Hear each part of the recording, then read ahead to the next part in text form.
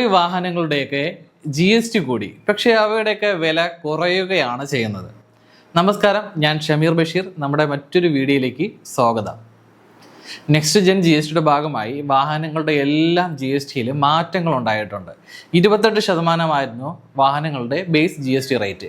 അത് ചിലത് 18%ലേക്കും ചിലത് 28% നിന്ന് 40%ലേക്കും മാറിയിട്ടുണ്ട്. GST 28% നിന്ന് 40%ലേക്ക് കൂടിയെങ്കിലും വാഹനങ്ങളുടെ വില കൂടുകയല്ല, കുറയുകയാണ് ചെയ്യുന്നത്. നമ്മുടെ ന്യൂസിലൊക്കെ കണ്ടിട്ടുണ്ടാവും. 2 ഹെഡിങ് ആയിട്ട് പല ന്യൂസുകളും ഇപ്പോൾ ഓൾറെഡി വളരെ ഹൈലൈറ്റിംഗ് ന്യൂസായിട്ട് അനൗൺസ് ചെയ്യുന്ന 2 കാര്യങ്ങളാണ് വില കൂടുന്നവയും വില കുറയുന്നവയും എന്നുള്ളത്. അല്ല, വില കൂടുന്നതായിട്ട് 1200 cc താഴെയുള്ള കാറുകളെയും വില കൂടുന്നതായിട്ട് 1200 cc മുകളിലുള്ള വാഹനങ്ങളെയും പറയുന്നുണ്ട്.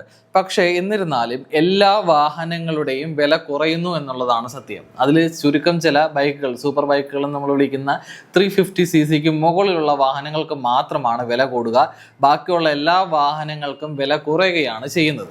ഇത് എങ്ങനെയാണെന്ന് മനസ്സിലാക്കുന്നതിന് വേണ്ടി നെക്സ്റ്റ് ജെൻ GST വരുന്നതിന് മുന്നേയുള്ള GST സ്ട്രക്ചർ നമ്മൾ മനസ്സിലാക്കണം. 28% എല്ലാ വാഹനങ്ങൾക്കും ബേസിക് GST ആയി ഉണ്ടായിരുന്നു. പക്ഷേ ആ GSTയോടൊപ്പം കോമ്പൻസേഷൻ സെസ് എന്ന് പറയുന്ന ഒരു എമൗണ്ട് 1% മുതൽ 22% വരെ ഉണ്ടായിരുന്നു. അപ്പോൾ ഓരോ വാഹനങ്ങളുടെയും എൻജിൻ കപ്പാസിറ്റിയും പെട്രോളോ ഡീസലോ അനുസരിച്ചും ലെങ്ത് അനുസരിച്ചും ഈ കോമ്പൻസേഷൻ സെസ് കൂടിക്കൊണ്ടിരുന്നു. ഇപ്പോൾ കോമ്പൻസേഷൻ സെസ്സോട് ചേർത്തിട്ട് മാക്സിമം 50% വരെ വാഹനങ്ങളിൽ GST ചാർജ് ചെയ്തിരുന്നു ഈ നെക്സ്റ്റ് ജെൻ GST വരുന്നതിന് മുന്നേ. ഇനി 40%, അതായത് സൂപ്പർ ലക്ഷറി ടാക്സിലോട്ട് 40% ടാക്സിലോട്ട് വാഹനങ്ങളുടെ GST കൂട്ടിയെങ്കിലും കോമ്പൻസേഷൻ സെസ് ഉണ്ടായിരിക്കില്ല. ഇപ്പോൾ കോമ്പൻസേഷൻ സെസ് ഉണ്ടായിരിക്കില്ല എന്നതുകൊണ്ട് തന്നെ 50% GST റേറ്റിലുണ്ടായിരുന്ന സെസ്സും കൂടെ ചേർത്ത് GST 28%, ബാലൻസ് സെസ്സോട് ചേർത്ത് 50%-ത്തിലുണ്ടായിരുന്ന ലക്ഷറി കാറുകൾ ഇനി 40% GST കൊടുത്താൽ മതിയാവും. സോ ആ ലക്ഷറി കാറുകൾക്കും 10% GSTയിൽ കുറവുണ്ടാവും. GST 18%-ത്തിലേക്ക് കുറഞ്ഞ വാഹനങ്ങളെ സംബന്ധിച്ചിടത്തോളം അവർക്ക് 28% മാത്രമായിരുന്നില്ല GST. ഇപ്പോൾ പെട്രോൾ വെഹിക്കിൾസ് ആയിരുന്നെങ്കിൽ 28%-നോടൊപ്പം 1% സെസ് എമൗണ്ട് ഉണ്ടായിരുന്നു. 1200 cc താഴെയുള്ള പെട്രോൾ വെഹിക്കിളിലും സെസ് എമൗണ്ട് ഉണ്ടായിരുന്നു. ഇനി 1500 cc താഴെയുള്ള ഡീസൽ വെഹിക്കിൾസിന് 3% സെസ് എമൗണ്ട് ഉണ്ടായിരുന്നു. ഇപ്പോൾ 28-നോടൊപ്പം 3% സെസ് എമൗണ്ട് കൂടെ കൊടുത്തിട്ടായിരുന്നു നമ്മൾ ഇതുവരെ ഡീസൽ വെഹിക്കിൾസ് പർച്ചേസ് ചെയ്തുകൊണ്ടിരുന്നത്. 1500 cc താഴെയുള്ള ചെറുകിട വാഹനങ്ങളിലേക്ക്, ചെറിയ വാഹനങ്ങളെന്ന് നമ്മൾ എക്സ്പ്ലനേഷൻ പറയുന്ന വാഹനങ്ങൾ പർച്ചേസ് ചെയ്തുകൊണ്ടിരുന്നത്. അതാണ് ഇപ്പോൾ 18% സെസ് ഇല്ലാതെയുള്ള GST ആയിട്ട് കുറഞ്ഞിരിക്കുന്നത്. അപ്പോൾ വെറും 10% ഡിഫറൻസ് അല്ല ഉണ്ടാവുക. 10%-നോടൊപ്പം 3% സെസ് എമൗണ്ട് കൂടെ നമുക്ക് ഡീസൽ വാഹനങ്ങൾ കുറയും. പെട്രോൾ വാഹനങ്ങളാണെങ്കിൽ 1% സെസ്സും കുറയും. ഇനി 2 വീലേഴ്സിന്റെ കേസ് നോക്കാം. 2 വീലേഴ്സിനെ നമുക്ക് 2 ആയിട്ട് തരംതിരിക്കാം. ഒന്ന് 350 cc താഴെയുള്ള വാഹനങ്ങളും 350 cc മുകളിലുള്ള വാഹനങ്ങളും. 350 cc താഴെയുള്ള വാഹനങ്ങളെ 28% നിന്നും 18%-ലേക്ക് കുറച്ചിട്ടുണ്ട്. അപ്പോൾ അവർക്ക് എന്തായാലും എല്ലാ 350 cc താഴെ വരുന്ന ബൈക്കുകളുടെയും വില കുറയുക തന്നെ ചെയ്യും.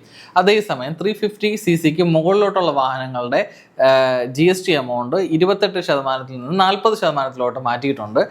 പക്ഷേ ആ വാഹനങ്ങൾക്ക് വില കൂടുകയാണ് ചെയ്യുന്നത്. ശരിക്കും 28% GSTയും സെസ് എമൗണ്ടോട് ചേർത്തിട്ട് 33%-ഓളം മാത്രമായിരുന്നു 350 cc വരെ 350 cc മുകളിൽ കപ്പാസിറ്റി ഉള്ള വാഹനങ്ങളുടെ ടാക്സ്. പക്ഷേ ഇപ്പോൾ അത് 40 കൺവേർട്ട് ചെയ്യും.